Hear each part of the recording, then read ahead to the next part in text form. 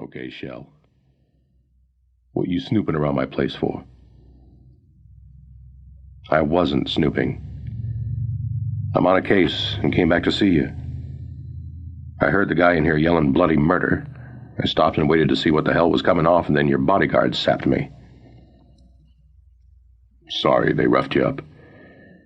The boys are just a little anxious, I guess. Sure. Impetuous. Don't worry about the boys. I'll take care of those two characters myself. No rough stuff, Shell. I mean it. I stared at him. No rough stuff, huh? What the hell do you call this bloody damn part in my hair?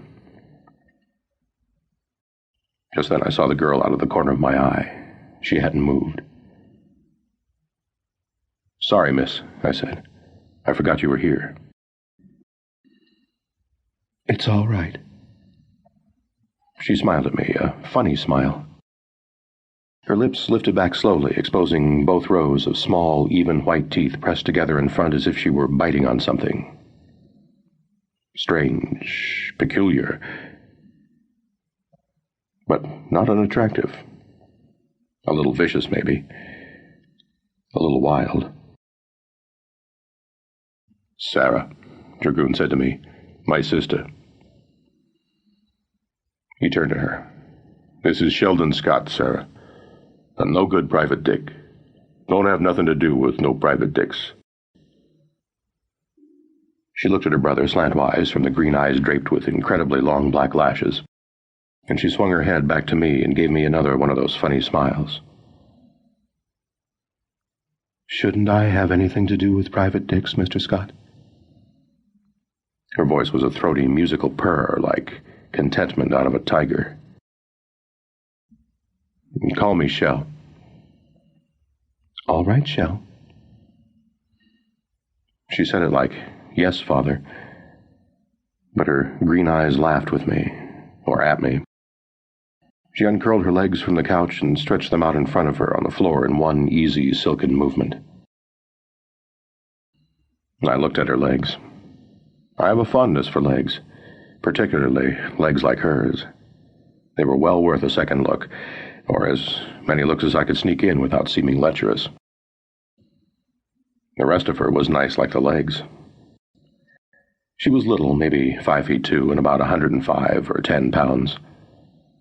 Long-lashed green eyes, partly hidden under half-lowered lids, a pert nose, a small red mouth with sullen lips, and those small, even white teeth. Her hair was cut short, fluffy around her small head, and as black as the bottom of the sea. She said, You didn't answer my question. What question? About whether or not I should associate with private detectives. Oh, I said. It depends on whether or not they're what your brother calls no good.